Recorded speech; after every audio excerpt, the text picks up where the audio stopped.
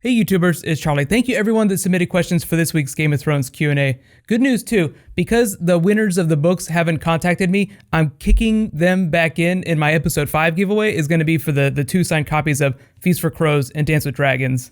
Amongst like the many big questions that you guys had, like R plus L equals J, there were a lot of Barristan sell me questions. They kind of spoiled it in the promo for the next episode. Just in case you guys don't want to know anything about that, I'm not going to mention it in here. Just careful for spoilers if you haven't seen last night's episode. So here we go. First question. Carolyn asks, if Sir Barristan or Grey Worm die, how do you think this will affect Daenerys' plot? So just to answer in like the most non-spoilery way possible, I'll say Tyrion and Jorah are heading back to Meereen, so the plot has to accommodate that. The show's been teasing us with it, and I think that Tyrion is very important to A Song of Ice and Fire and to Daenerys.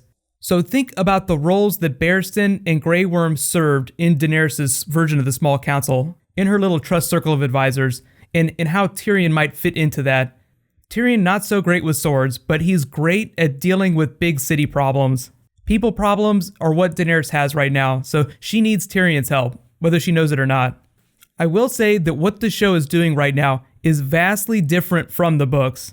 Barristan is supposed to have point of view chapters in Winds of Winter. We're going to have to wait like another year for George R. R. Martin to finish that book, so we won't be able to compare till then. Next question, 5min asks, I can't understand why Roose Bolton would want to rebel against the Lannisters right now. I assume you're talking about King's Landing and the Crown. Well, he has the bigger army, and he feels like he has the right to rule. He seems like a very devout person. Melisandre's kind of brainwashed him a little bit. He has drunken the Kool-Aid. She spent the last couple of seasons telling him that he is destined to rule. Regardless of whether or not you agree with her, remember the scene when Stannis went to get money from the Iron Bank so that he could hire his army. He told them he'd be a much better ruler than Tommen would ever be. And I think that's true, at least in the short term. We really don't know what kind of man Tommen's going to grow up to be, if he lives to manhood. Next question, Stefan asks, my question's about Jaime and Bronn's conversation in the ship. Do you think he meant what he said about Tyrion, and was it in the books? Well, Jaime and Bronn did not go to Dorne in the book, so that definitely wasn't in the books. And I think he felt like he meant what he said about Tyrion. He seemed genuine. The problem with Jaime thus far has been that he lacks conviction. He's always been really amazing with the blade, but now in this season, this is like him trying to take control of his life. Old Jaime, like season 1 Jaime, would have just been a bystander in all this. He would have just stayed at King's Landing with Cersei. I think he still loves Tyrion, but he did not release Tyrion with the intention of letting him go to kill their father. So he is pissed about that, because now there's this big mess in King's Landing, and their father's not there to fix it. Whenever they had that scene over his body in Baelor's Sept, that was what Jaime was talking about. They're going to try and tear down everything he did, everything he built for us. That's kind of a meta term, everything he did for them politically, economically. So Jaime is pissed now that his life is in complete chaos, although it was probably headed in that direction anyway. So I think his answer is largely a reaction to that situation, not that he really wants Tyrion dead. Next question, Trey asks, do you think that Jon Snow will be legitimized in the show? And if so, how much longer do you think it'll take? Well, he's going to stay true to his vows, till his last breath, so I don't think he'd ever accept an offer like that to be legitimized. What I'd like to see, if Jon Snow is going to be Endgame, if he's going to be like Season 7, Season 8, Battle of Fire and Ice Endgame, what I'd like to see is them reach a truce and him attain royalty that way. Like in the Shattered Ruins of Westeros, someone has to take charge, so hopefully Daenerys will still be around, and Jon Snow will be around too, and they will be somehow part of the bargain that everyone makes, and Jon will be forced to become a royal. They made this big tease about the Melisandre sex scene. Jon said, I don't care, I love another, it doesn't matter. So if they're making such a big deal about him not wanting to betray Ygritte's memory, then what would be better than forcing him into a marriage, just like Sansa's being forced into a marriage? But I think something like that, if the show goes to that place, will be like Season 7 territory. Right now, this season is like Jon being put through his paces and learning what it means to be a ruler. In my headcanon, I would love nothing more than to see him become the next King of Winter, though. Next question, John Norris asks, how much power do Targaryens have over dragons? If you're a Targaryen, will a dragon know it, or do you have to be around when it's raised from a dragon pup? Technically no, because if you remember, there were a lot of Targaryens historically that rode Balerion the Black Dread that were born after he was born. Balerion's a good example of a dragon that lived for hundreds of years, so a lot of Targaryens came and went during his life. Usually, according to the books, you have affinity with dragons or you don't. But I think it's implied that if you were to hatch and raise a dragon as Daenerys is, you would form an even stronger connection. But like if Jon Snow secretly turns out to be part Targaryen, he would have dragon affinity. We have no idea how long it's going to be before he's going to be anywhere near a dragon though, so we're probably not going to find out anytime soon. There's a certain amount of loyalty, like you saw from Drogon, but they have free will. There's a certain amount of nurture, certain amount of nature in them. The problem that Daenerys is having right now is that Rhaegal and Viserion have been chained up, and they are super pissed.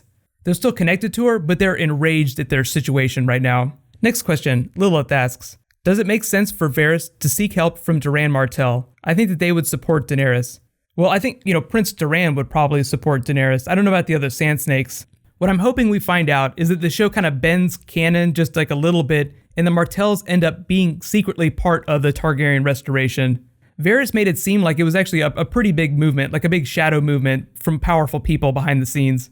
Without introducing a lot of new characters that we haven't seen yet, the show has to bring in other characters that it already has as part of that plot. And how many super powerful, super rich people have we met on the show that would want to get rid of the Lannisters beyond the Iron Bank? The Martells are just like really high up on that list. Next question, Lord Gaga asks, if Jon knew Sansa was at Winterfell, would he go and fight the Boltons with Stannis? Well, if you haven't read the books, there's something called the Pink Letter that directly addresses this. It's kind of spoilery, so I won't mention it, but I will say, yes, there are certain things that would make him break his vows.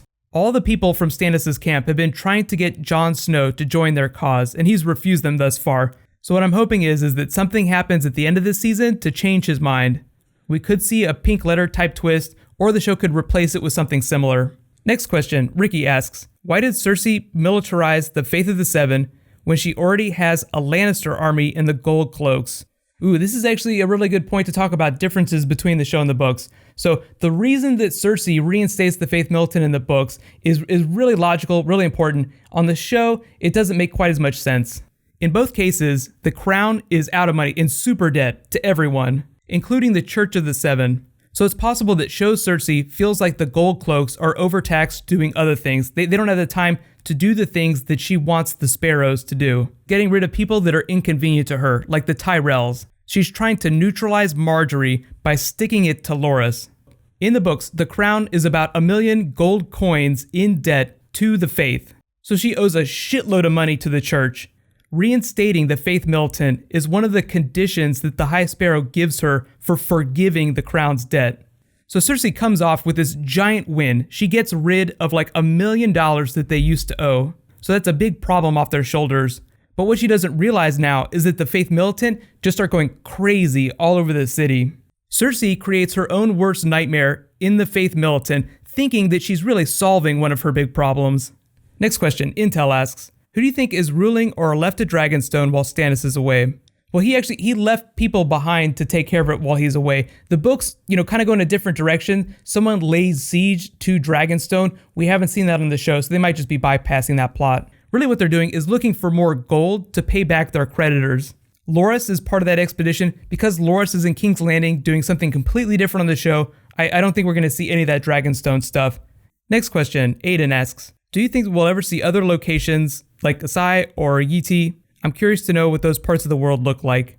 Yeah, I definitely think that we'll visit other places. Really, what happens is, I think, next season, we'll just push deeper into like the brand new places this season, like Dorne and Braavos. But what I'm really hoping the show does is go to the ruins of Valyria. Right now, there's not a huge reason to do that.